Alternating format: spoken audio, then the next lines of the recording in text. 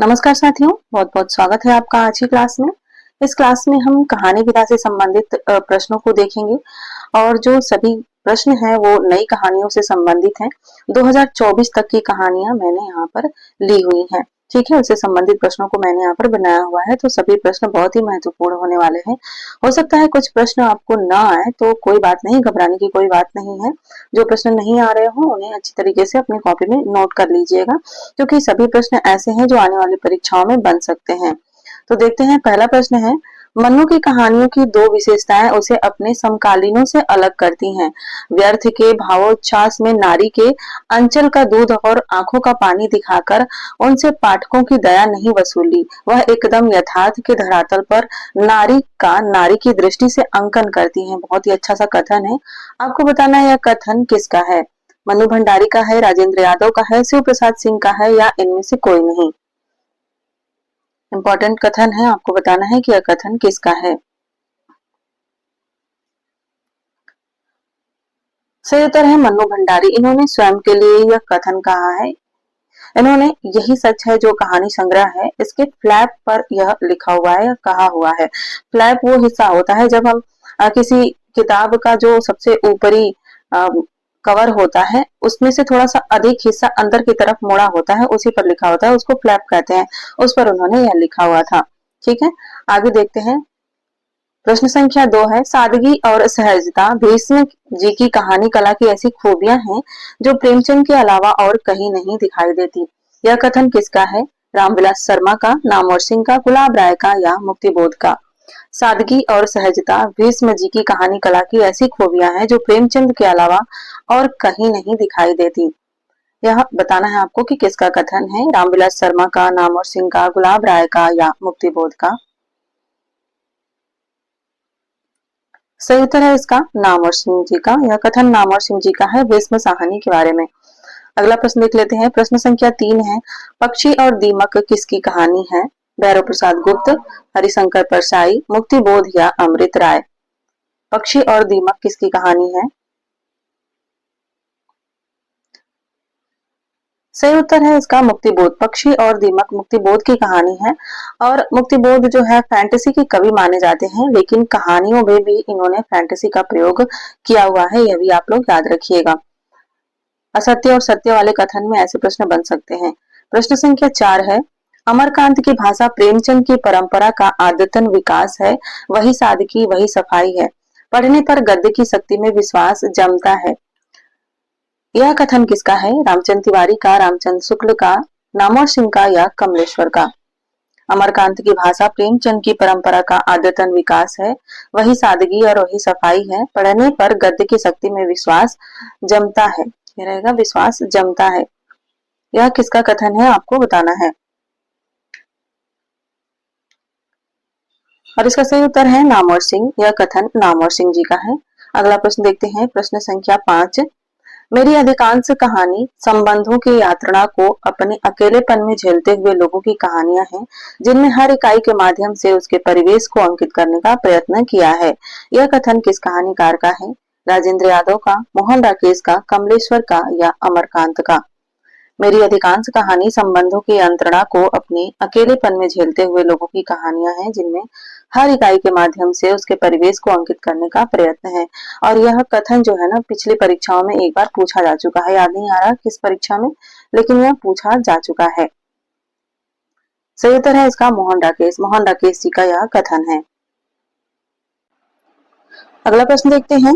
अगला प्रश्न है प्रश्न संख्या 6, राजेंद्र यादव के किस कहानी संग्रह का प्रकाशन वर्ष सही नहीं है, आपको बताना है। देवताओं की मूर्तियां 1951, जहां लक्ष्मी कैद है 1955, टूटना 1966 और छोटे छोटे ताजमहल 1961। ये सभी कहानी संग्रह बहुत ही प्रसिद्ध हुए थे और बार बार परीक्षाओं में पूछे जाते रहे हैं। तो आपको बताना है कि इनमें से किसका प्रकाशन वर्ष सही नहीं है। सही उत्तर हो जाएगा विकल्प बी, जहां लक्ष्मी कैद है। यह 1955 में प्रकाशित नहीं हुआ था, यह 1957 ईस्वी में प्रकाशित हुआ था। ठीक है, आगे बढ़ते हैं। प्रश्न संख्या 7 देखते हैं। स्वर्ग और पृथ्वी किसका कहानी संग्रह है। लक्ष्मी नारायण लाल का, धर्मवीर भारती का, फणीश्वर नाथ रेणु का, या शिव प्रसाद सिंह का। स्वर्ग और पृथ्वी किसका कहानी संग्रह है? सही उत्तर है इसका धर्मवीर भारती। स्वर्ग और पृथ्वी धर्मवीर भारती का कहानी संग्रह है और यह 1949 ईस्वी में प्रकाशित हुआ था। ठीक है, अगला प्रश्न देख लेते हैं। प्रश्न संख्या 8 है, यह एक कथन है। कथन से संबंधित प्रश्न परीक्षाओं में ज्यादातर पूछे जाने लगे हैं, इसलिए मैंने कथन थोड़े से ज्यादा ले लिए हैं। देखते हैं। कथन है, स्वतंत्रता या मुक्ति का प्रश्न जो समकालीन विश्व साहित्य का मुख्य प्रश्न बन चला है, निर्मल की कहानियों में प्रायः अलग अलग कोण से उठाया गया है। निर्मल वर्मा के संबंध में यह कथन किसका है? गुलाब राय का, नामवर सिंह का, रामविलास शर्मा का या रामचंद्र तिवारी का? स्वतंत्रता या मुक्ति का प्रश्न जो समकालीन विश्व साहित्य का मुख्य प्रश्न बन चला है, निर्मल की कहानियों में प्रायः अलग अलग कोण से उठाया गया है और इसका सही उत्तर है नामवर सिंह। नामवर सिंह जी का यह कथन है और इन्होंने परिंदे जो कहानी संग्रह है उसकी समीक्षा करते हुए इन्होंने लिखा था। प्रश्न संख्या 9 को देखिए। इनमें से किस कहानी को नामवर सिंह ने नई कहानी की पहली कृति माना है? कौवे और काला पानी, पिछली गर्मियों में, गुल की बन्नो या परिंदे? आसान सा प्रश्न है। इनमें से किस कहानी को नामवर सिंह ने नई कहानी की पहली कृति माना है? सही उत्तर है परिंदे। परिंदे को नामवर सिंह ने नई कहानी की पहली कृति माना है, जो कि 1960 ईस्वी में प्रकाशित हुई थी। अगला प्रश्न देख लेते हैं। प्रश्न संख्या 10 है, फणीश्वर नाथ रेणु का कौन सा कहानी संग्रह उनके निधन के बाद प्रकाशित हुआ? आदिम रात्रि की महक, एक श्रावणी दोपहर की धूप, अग्निखोर या ठुमरी? आपको बताना है कि इनमें से कौन सा कहानी संग्रह इनके निधन के बाद प्रकाशित हुआ है। सबसे पहले फणीश्वर नाथ रेणु के जन्म वर्ष को देख लेते हैं। तो उनका जन्म हुआ था 1921 में और निधन हो गया था 1977 में। तो इस तरह से अगर हम देखें तो एक श्रावणी दोपहर धूप जो है यह 1984 ईस्वी में प्रकाशित हुआ था कहानी संग्रह। तो राइट आंसर हो जाएगा विकल्प बी। आदिम रात्रि की महक की बात करें तो यह 1967 ईस्वी में प्रकाशित हुआ था यह कहानी संग्रह। और अग्निखोर जो है यह 1973 ईस्वी में प्रकाशित हुआ था और ठुमरी जो है यह 1959 ईस्वी में प्रकाशित हुआ था कहानी संग्रह। ये सभी जो कहानी संग्रहों के प्रकाशन वर्ष हैं ये रामचंद्र तिवारी के अनुसार है। अगला प्रश्न देख लीजिए। प्रश्न संख्या 11 है, रेणु की कहानियां पढ़कर लगता है कि यह जीवन जीने योग्य है, यह संसार त्याज्य नहीं ग्राह्य है। यह कथन किसका है? शिव प्रसाद सिंह, नामवर सिंह, गुलाब राय या हरिकृष्ण कौल? रेणु की कहानियां पढ़कर लगता है कि यह जीवन जीने योग्य है, यह संसार त्याज्य नहीं ग्राह्य है। यह कथन है हरिकृष्ण कौल का, यानी कि विकल्प डी इसका सही उत्तर हो जाएगा। अगला प्रश्न देखते हैं।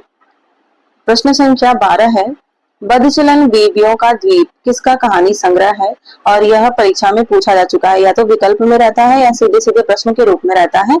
आपको बताना है किसका कहानी संग्रह है। शिव प्रसाद सिंह का, मार्कंडे का, रविंद्र कालिया का या कृष्ण बलदेव वैद्य का?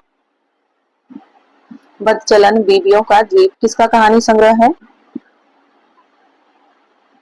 सही उत्तर है इसका विकल्प डी, कृष्ण बलदेव वैद्य का कहानी संग्रह है। सन 2000 ईस्वी में यह प्रकाशित हुआ था। ठीक है, आगे देखते हैं। प्रश्न संख्या 13। जो भी विद्यार्थी नए हैं, इस क्लास को पहली बार देख रहे हैं, चैनल को सब्सक्राइब कर लीजिएगा, आपकी परीक्षा में मदद मिलेगी। अगला प्रश्न है, महुए का पेड़ किसका कहानी संग्रह है? मार्कंडे का, रविंद्र कालिया का, शैलेश मटियानी का या रामदरस मिश्र का? महुए का पेड़ किसका कहानी संग्रह है? सही उत्तर है मार्कंडेय का। महुए का पेड़ मार्कंडेय का कहानी संग्रह है, जो कि 1957 ईस्वी में प्रकाशित हुआ था। अन्य कहानी संग्रहों की बात करें तो जो परीक्षा में पूछे जाते हैं वो है एक पान फूल नाम से इनका कहानी संग्रह, जो कि 1954 ईस्वी में प्रकाशित हुआ था। और हंसा जाए अकेला जो है ये तो बहुत बार पूछा जा चुका है परीक्षा में, तो इसका समय याद रखिएगा। हंसा जाए अकेला का समय है 1957 ईस्वी में यह प्रकाशित हुआ था। ठीक है, तो परीक्षाओं में जो है क्रम से लगाने वाले प्रश्न जब पूछे जाते हैं तो उसके लिए हमें सन याद रखना बहुत जरूरी होता है। इसके अलावा मार्कंडेय का एक और कहानी संग्रह जो प्रकाशित हुआ और प्रसिद्ध हुआ वो है भूदान 1958 ईस्वी में। ठीक है, और एक है माही, यह परीक्षा में पूछा नहीं गया है, भूदान तो पूछा जा चुका है, माही नहीं पूछा गया है, हो सकता है अगली परीक्षा में पूछ लिया जाए 1962 ईस्वी में। ठीक है, और बीच के लोग एक है 1975 ईस्वी में प्रकाशित हुआ था। अगला प्रश्न देखते हैं, प्रश्न संख्या 14 है, पिता दर पिता किसकी लंबी कहानी है? यह बहुत ही प्रसिद्ध कहानी है। पिता दर पिता किसकी कहानी आपको बताना है? शैलेश मटियानी, रामदरस मिश्र, शेखर जोशी या रमेश बख्शी?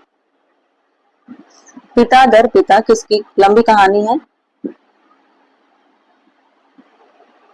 सही उत्तर है रमेश बख्शी, यानी कि विकल्प डी से उत्तर हो जाएगा। 1971 ईस्वी में यह कहानी प्रकाशित हुई थी।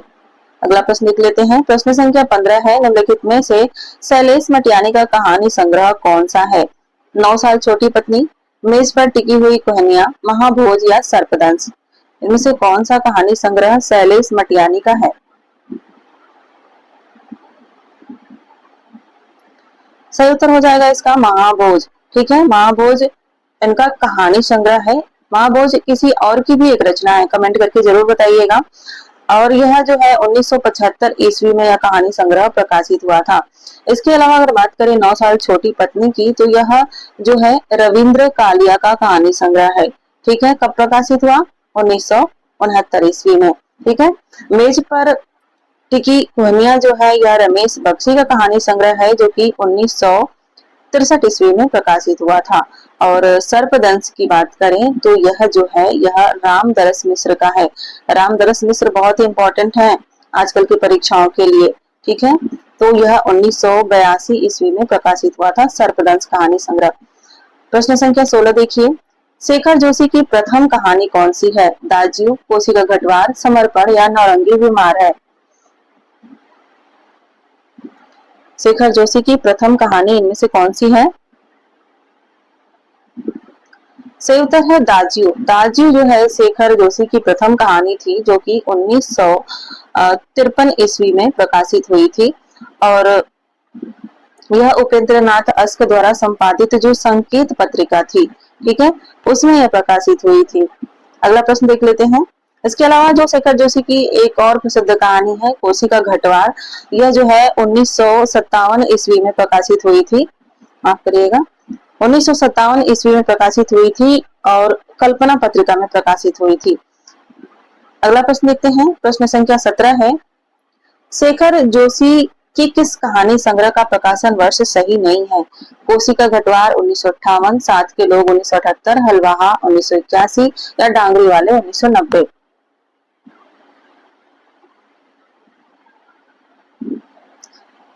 सही उत्तर है डांगरी वाले, जो कि 1994 ईस्वी में प्रकाशित हुई थी।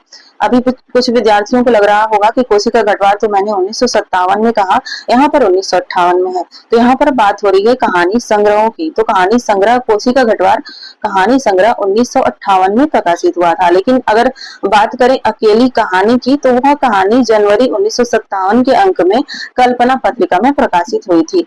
तो इन दोनों चीजों को याद रखिएगा, ठीक है। और यह इसका सही उत्तर है विकल्प डी। ठीक है, अगला प्रश्न देखते हैं, प्रश्न संख्या 18, निम्नलिखित में से काशीनाथ सिंह की कहानी कौन सी है? सदी का सबसे बड़ा आदमी, बच्चे का सपना, धर्म क्षेत्र कुरुक्षेत्र, नमो अंधकार? इनमें से काशीनाथ सिंह की कहानी कौन सी है? सही उत्तर है इसका सदी का सबसे बड़ा आदमी या काशीनाथ सिंह की कहानी है, जो कि 1986 ईस्वी में प्रकाशित हुई थी। इसके अलावा अगर बात करें बच्चे का सपना, तो यह किसकी कहानी है? यह है शेखर जोशी की कहानी। ठीक है, शेखर जोशी की कहानी है और यह कब प्रकाशित हुई थी? यह हुई थी 2004 में। तो यह नई कहानी है, इसे याद रखिएगा। धर्म क्षेत्र कुरुक्षेत्र दूधनाथ सिंह की कहानी है, जो सन 2002 ईस्वी में प्रकाशित हुई थी। और नमो अंधकारा भी दूधनाथ सिंह की ही कहानी है, जो कि 1998 ईस्वी में प्रकाशित हुई थी। प्रश्न संख्या 19 को देखते हैं, हिटलर और काली बिल्ली 2022 में यह कहानी संग्रह प्रकाशित हुआ है और आपको बताना है कि किसका है? संजीव का, मिथिलेश्वर का, विवेकी राय का या राकेश वत्स का? हिटलर और काली बिल्ली यह किसका कहानी संग्रह है जो 2022 में प्रकाशित हुआ है? सही उत्तर है संजीव। यह कहानी संग्रह संजीव का है। इनकी अन्य कहानी संग्रहों में एक है प्रेत मुक्ति, जो परीक्षाओं में पूछा जाता है कहानी संग्रह प्रेत मुक्ति। यह 1991 ईस्वी में प्रकाशित हुआ था कहानी संग्रह। और एक है दुनिया की सबसे हसीन औरत नाम से कहानी संग्रह, जो कि 1993 ईस्वी में प्रकाशित हुआ था। और एक और है जो परीक्षा में पूछ लिया जाता है, वह है गति का पहला सिद्धांत। ठीक है, यह देखने में कहानी संग्रह मतलब नाम से कहानी संग्रह नहीं लगता है, तो इसे इसलिए याद रखिएगा, गति का पहला सिद्धांत। तो यह प्रकाशित हुआ था सन 2004 ईस्वी में, गति का पहला सिद्धांत। अगला प्रश्न लिख लेते हैं। एक इनका बहुत ही लेटेस्ट कहानी संग्रह है, उसे भी मैं बता देती हूँ साथ में, आप लोग याद रखिएगा, संजीव का प्रार्थना। ठीक है, प्रार्थना कहानी संग्रह कब प्रकाशित हुआ है? 2024 में, तो इसलिए इन्हें याद रखिएगा। अगला प्रश्न लिख लेते हैं, प्रश्न संख्या 20 है। हिंदी में आम लोगों को प्रतिष्ठित करते करते स्वयं प्रतिष्ठित तो बहुत से कथाकार हो गए, पर सही मायने में पहली बार आम के प्रतिष्ठा मिथिलेश्वर की कहानियों में हुई। यह कथन किसका है? इंद्रनाथ मदान का, कामतानाथ का, विवेकी राय का या नामवर सिंह का? हिंदी में आम लोगों को प्रतिष्ठित करते करते स्वयं प्रतिष्ठित तो बहुत से कथाकार हो गए, पर सही मायने में पहली बार आम की प्रतिष्ठा मिथिलेश्वर की कहानियों में हुई। और यह कथन है विवेकी राय का, यानी कि विकल्प सी सही उत्तर हो जाएगा। विवेकी राय ने गांव के लोग कहानी संग्रह जो है उसकी समीक्षा में यह कथन कहा है। अगला प्रश्न लिख लेते हैं, प्रश्न संख्या 21 है। अतिथि देवो भव किसका कहानी संग्रह है? अब्दुल बिस्मिल्लाह का, नरेंद्र कोहली का, बदी उज्जमा का या राकेश वत्स का? अतिथि देवो भव किसका कहानी संग्रह है? सही उत्तर है अब्दुल बिस्मिल्लाह का। अतिथि देवो भव अब्दुल बिस्मिल्लाह का कहानी संग्रह है। और यह कब प्रकाशित हुआ था? यह प्रकाशित हुआ था 1990 ईस्वी में। ठीक है, अगर इनके अन्य कहानी संग्रहों की बात करें तो टूटा हुआ पंख पूछा जाता है परीक्षाओं में। टूटा हुआ पंख नोट कर लीजिएगा, कब प्रकाशित हुआ था? 1981 ईस्वी में। ठीक है, और एक रफ मेल करके है, यह भी यूजीसी नेट की परीक्षा में पूछा जा चुका है, तो यह सन 2000 ईस्वी में प्रकाशित हुआ कहानी संग्रह है। ठीक है, अगला प्रश्न लिख लेते हैं, प्रश्न संख्या 22 है। निम्नलिखित में से उदय प्रकाश का कहानी संग्रह नहीं है? पाल गोमरा का स्कूटर, दरियाई घोड़ा, मोहनदास या हिडिंबा के गांव में? उदय प्रकाश का कहानी संग्रह नहीं है पूछा गया है, ध्यान दीजिएगा। सही उत्तर है हिडिंबा के गांव में। यह उदय प्रकाश का कहानी संग्रह नहीं है। अगर उदय प्रकाश का नहीं है तो किसका है? यह है बटरोही का कहानी संग्रह। ठीक है, बटरोही जी भी परीक्षाओं में पूछे जाने लगे हैं आजकल। कब प्रकाशित हुआ है? सन 2000 ईस्वी में प्रकाशित हुआ है। वही बात करें पाल गोमरा का स्कूटर, तो यह 1997 ईस्वी में प्रकाशित हुआ था। दरियाई घोड़ा की बात करें तो यह 1989 ईस्वी में प्रकाशित हुआ था। और मोहनदास जो है यह 2006 ईस्वी में प्रकाशित हुआ था। और ये सभी प्रकाशन वर्ष जो है रामचंद्र तिवारी की बुक से हैं। ठीक है, आगे बढ़ते हैं, प्रश्न संख्या 23 है। आदमी जात का आदमी किसका कहानी संग्रह है? उदय प्रकाश का, स्वदेश दीपक का, सतीश जमाली का या स्वयं प्रकाश का? आदमी जात का आदमी किसका कहानी संग्रह है? सही उत्तर है स्वयं प्रकाश का। यह 1994 में यह कहानी संग्रह प्रकाशित हुआ था। इनके अन्य कहानी संग्रहों की बात करें तो एक इनका कहानी संग्रह बहुत ही महत्वपूर्ण है, सूरज कब निकलेगा। ठीक है, यह पूछा जाता है परीक्षाओं में कि किसका कहानी संग्रह है, सूरज कब निकलेगा। और यह कब प्रकाशित हुआ था? 1980 में प्रकाशित हुआ था। ठीक है, इसके अलावा बहुत ही इनकी एक अद्यतन कहानी संग्रह है, यानी कि बहुत ही जल्दी ही प्रकाशित हुआ है, 2020 में प्रकाशित हुआ है, चौथा हादसा। इसे याद रखिएगा, यह कहानी संग्रह है 2020 में प्रकाशित हुआ है। ठीक है, सूरज कब निकलेगा यह इसलिए महत्वपूर्ण है कि इसमें एक ऐसे परिवार का चित्रण किया गया है जो बाढ़ से घिरा हुआ होता है। एक बाढ़ से घिरे हुए आदमी का चित्रण किया गया है जो अपने परिवार को लेकर बहुत ही ज्यादा चिंतित है, और उसमें किस तरह की परिस्थितियां उत्पन्न होती हैं वो दिखाया गया है। अंत में वो सभी चीजों से हारता है, लेकिन कहता है कि सूरज कब निकलेगा, यानी कि जरूर ही निकलेगा, हम लोग इससे बच जाएंगे, जो ये बाढ़ से गिरे हुए हैं हम लोग। ठीक है, अगला प्रश्न देख लेते हैं। प्रश्न संख्या 24 है, कसाईवाड़ा किसकी कहानी है? संजीव की, स्वयं प्रकाश की, उदय प्रकाश की या शिव मूर्ति की? कसाईवाड़ा किसकी कहानी है? महत्वपूर्ण कहानी है, बहुत ही प्रसिद्ध हुई थी। ऐसा मान सकते हैं कि शिव मूर्ति जी इसी कहानी से प्रसिद्ध हुए थे, जो कि 1980 ईस्वी में प्रकाशित हुई थी। इसमें पात्र पूछे जाते हैं, तो एक पात्र है शनिचरी, ठीक है, एक पात्र है शनिचरी, एक पात्र है प्रधान, एक पात्र है लीडर और एक पात्र है दरोगा, दारोगा। ठीक है, तो ये पात्र हैं। अगला प्रश्न देखते हैं। अगला प्रश्न देखने से पहले इनके कुछ और कहानी संग्रह देख लेते हैं शिव मूर्ति जी के। इसमें एक है केसर कस्तूरी, ठीक है, साथ ही साथ और भी कहानी संग्रह याद होते जाएं तो अच्छा है। ठीक है, तो एक है केसर कस्तूरी नाम से, कब प्रकाशित हुआ था? 1991 ईस्वी में प्रकाशित हुआ था। और कुच्ची का कानून तो बहुत बार परीक्षाओं में पूछा जा चुका है, ठीक है, इसे तो याद ही रखा होगा आप लोगों ने। कुच्ची का कानून जो कि 2016 में प्रकाशित हुआ था। तो नया कहानी संग्रह है, याद रखिएगा। आगे बढ़ते हैं, प्रश्न संख्या 25 को देखते हैं। निम्नलिखित में से ओम प्रकाश वाल्मीकि का कहानी संग्रह कौन सा नहीं है? सलाम, घुसपैठिए, छतरी या ढाक की 3 पात? आपको बताना है ओम प्रकाश वाल्मीकि का कहानी संग्रह इनमें से कौन सा है। सही उत्तर है ढाक के 3 पात। यह जो है यह क्षितिज शर्मा का कहानी संग्रह है। ठीक है, क्षितिज शर्मा का कहानी संग्रह है। और कब प्रकाशित हुआ यह कहानी संग्रह? 2011 में प्रकाशित हुआ। सलाम, घुसपैठी और छतरी ये तीनों ओम प्रकाश वाल्मीकि के कहानी संग्रह है। प्रश्न संख्या 26 को देखेंगे। फिर बसंत आया किसका कहानी संग्रह है? उषा प्रियंवदा, मन्नू भंडारी, मालती जोशी या दीप्ति खंडेलवाल? मैंने यहाँ पर महिला कहानीकारों के कहानियों और कहानी संग्रहों से भी संबंधित प्रश्न बनाए हैं। फिर बसंत आया किसका कहानी संग्रह है?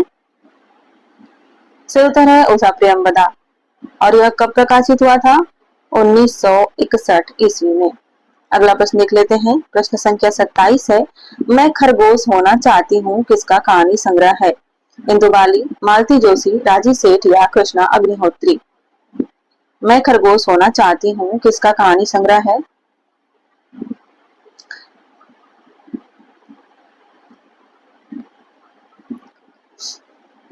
यह कहानी संग्रह है इंदुबाली जी का, जो कि 1995 ईस्वी में प्रकाशित हुआ था यह कहानी संग्रह। इसके अलावा मेरी 3 मौतें, यह 1991 ईस्वी में प्रकाशित इनका बहुत ही प्रसिद्ध कहानी संग्रह है। और बिना छत का मकान 1983 ईस्वी में इनका प्रकाशित हुआ था। ठीक है, इंदुबाली जी का। प्रश्न संख्या 28 की तरफ बढ़ते हैं, देखते हैं। निम्नलिखित में से कौन सा कहानी संग्रह कृष्णा अग्निहोत्री का नहीं है? आपको बताना है। सर्पदंश, अपने अपने कुरुक्षेत्र, अपना अपना अस्तित्व या तीसरी हथेली? कौन सा कहानी संग्रह कृष्णा अग्निहोत्री का नहीं है? ध्यान से इस प्रश्न का उत्तर दीजिएगा, यह प्रश्न गलत हो सकता है।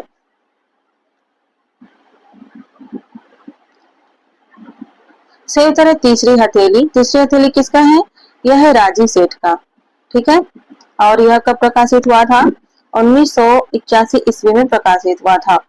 बात करें सर्पदंश की, ठीक है, तो सर्पदंश जो है रामदरस मिश्र का भी कहानी संग्रह है, जो कि 1982 ईस्वी में प्रकाशित हुआ था। ठीक है, जो रामदरस मिश्र का कहानी संग्रह है सर्पदंश, यह 1982 ईस्वी में प्रकाशित हुआ था।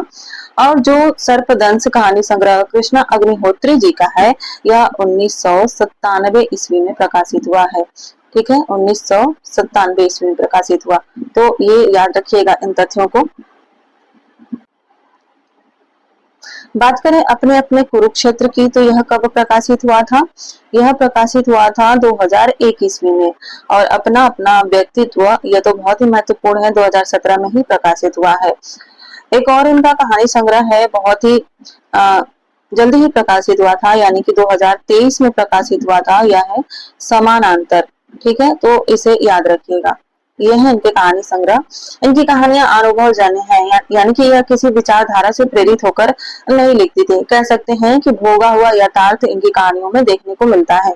ठीक है, तो जब कथन और उसके रीजन से संबंधित प्रश्न आ जाते हैं, असर्शन रीजन वाले प्रश्न आते हैं, तो उसमें यह आपको देखने को मिल सकता है तथ्य। तो इनकी कहानियां अनुभवजन्य है, किसी विचारधारा से प्रेरित नहीं है। कह सकते हैं कि भोगा हुआ यथार्थ देखने को मिलता है कृष्णा अग्निहोत्री की कहानियों में।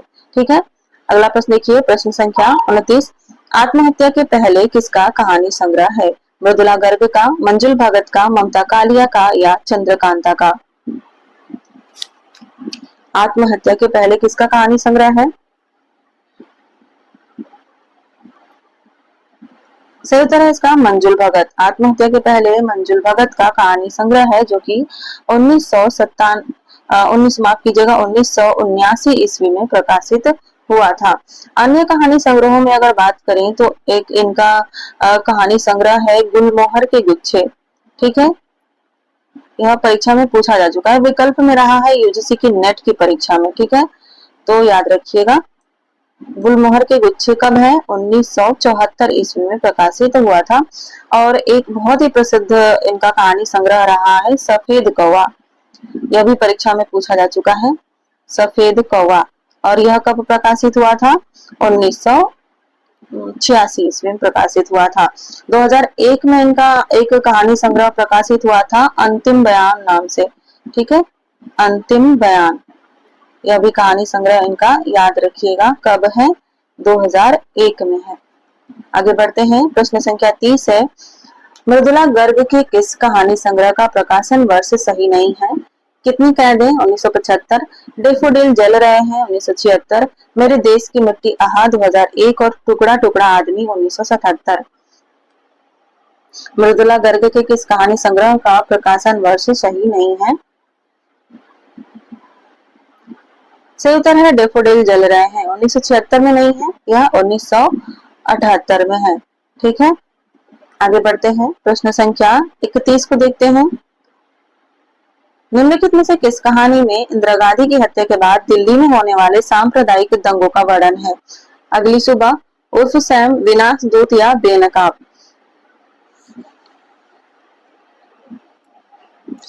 मृदुला गर्ग की कौन सी कहानी में इंदिरा गांधी की हत्या के बाद जो दिल्ली में सांप्रदायिक दंगे हुए थे उसका चित्रण किया गया है? ये सभी कहानियां जो हैं यह मृदुला गर्ग की ही हैं। और अगली सुबह, यह जो कहानी है इसमें इंदिरा गांधी की हत्या के बाद दिल्ली में होने वाले दंगों का वर्णन किया गया है। और यह अगली सुबह जो कहानी है यह उर्फ सैम नामक कहानी संग्रह, यह जो है ना एक कहानी भी है, लेकिन इस नाम से इनका एक कहानी संग्रह भी है। तो इस कहानी संग्रह में, जो कि 1986 ईस्वी में प्रकाशित हुआ था, इस कहानी संग्रह में यह कहानी संकलित है अगली सुबह। ठीक है, अगला प्रश्न देखते हैं। भोपाल गैस त्रासदी का चित्रण किस कहानी में हुआ है? अगली सुबह में, उर्फ सैम में, विनाश दूत में या बेनकाब में? आपको पता ही है कि ये सभी कहानियां किसकी हैं? मृदुला गर्ग जी की हैं। और भोपाल गैस त्रासदी का चित्रण किस कहानी में हुआ है? विनाश दूत में, यानी कि विकल्प सी सही उत्तर हो जाएगा। प्रश्न संख्या 33 देखते हैं, या एक कथन है, बेहतर जीवन की कामना और उसके लिए रास्ते तलाशना ही मेरा सरोकार है। मैं मानती हूँ कि लेखक बनना हमारे हाथ में नहीं है, पर लेखक का दायित्व निभाना हमारी जिम्मेदारी है। कथन किस लेखिका का है? चंद्रकांता का, ममता कालिया का, कृष्णा अग्निहोत्री का या राजी सेठ का?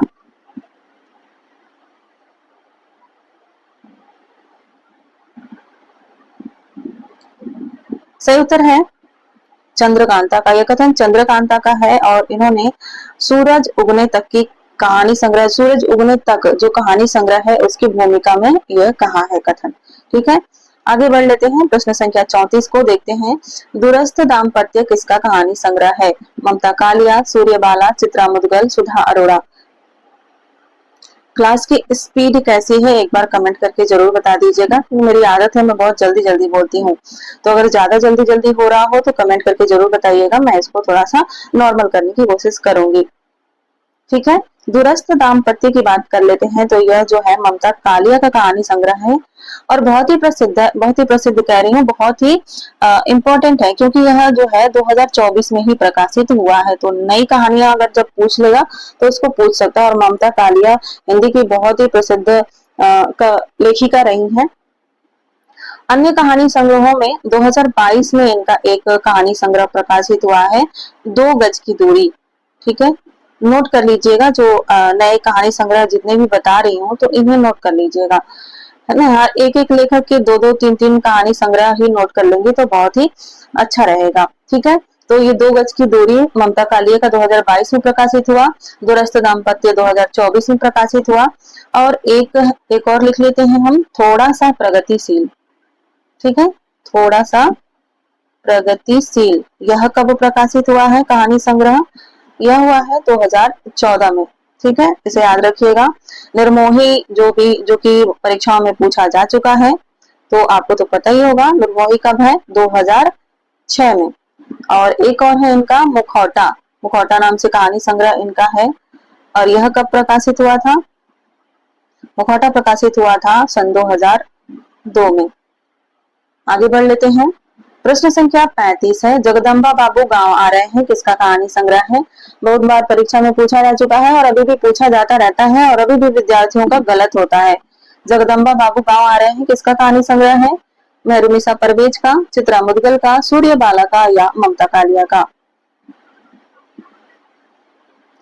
सही उत्तर है चित्रा मुदगल का। कब प्रकाशित हुआ था? 1992 ईस्वी में प्रकाशित हुआ था।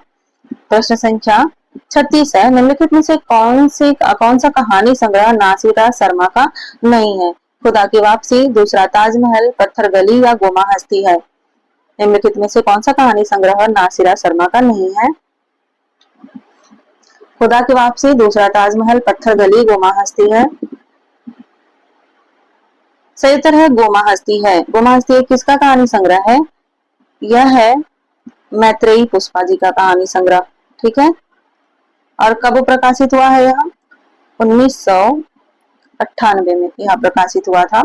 बात करें खुदा की वापसी, दूसरा ताजमहल और पत्थर गली, तो ये नासिरा शर्मा की कहानी संग्रह है। खुदा की वापसी 1998 में ही प्रकाशित हुआ था और दूसरा ताजमहल 2002 में प्रकाशित हुआ है। पत्थर गली 1986 ईस्वी में प्रकाशित हुआ है।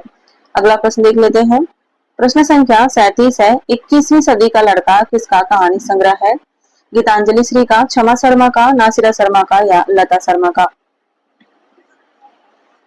21वीं सदी का लड़का किसका कहानी संग्रह है?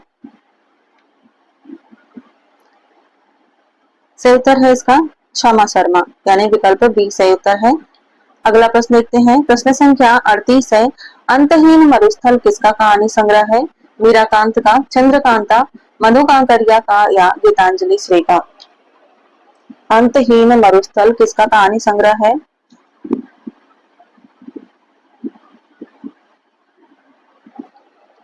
सही उत्तर है मधु काकरिया का, यानी कि विकल्प सी से उत्तर हो जाएगा। 1999 ईस्वी में यह कहानी संग्रह प्रकाशित हुआ था। अगला प्रश्न देख लेते हैं। प्रश्न संख्या 39 है, निम्नलिखित में से अज्ञे की कहानी कौन सी नहीं है? ध्यान दीजिएगा, नहीं है बताना है। शरणदाता, जयदोल, गृह त्याग, ग्रामोफोन का रिकॉर्ड?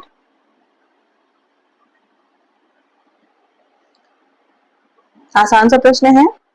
ग्रामोफोन का रिकॉर्ड जो है यह कहानी जैनेन्द्र की है, अज्ञे की नहीं है। ठीक है, और जैनेन्द्र का वास्तविक नाम जो है यह पूछ लिया जाता है परीक्षाओं में, तो इनका वास्तविक नाम था आनंदी लाल। ठीक है, आप कीजिएगा, इनका वास्तविक नाम था आनंदी लाल। अगला प्रश्न देख लेते हैं और इस क्लास का यह अंतिम प्रश्न है, प्रश्न संख्या 40। क्लास कैसी लगी कमेंट करके जरूर बताइएगा और प्रश्न कैसे थे, ज्यादा कठिन तो नहीं थे, यह भी कमेंट करके बता दीजिएगा ताकि अगली क्लास में मैं और अच्छे प्रश्न ला सकूं। ठीक है, और क्लास को शेयर तो आप कर ही देंगे, मुझे कहने की जरूरत नहीं पड़ेगी, मुझे ऐसी आशा है, उम्मीद है। चित्र का शीर्षक किसका कहानी संग्रह है? इलाचंद जोशी, विष्णु प्रभाकर, उपेंद्र नाथ, अस्क या यशपाल? चित्र का शीर्षक किसका कहानी संग्रह है?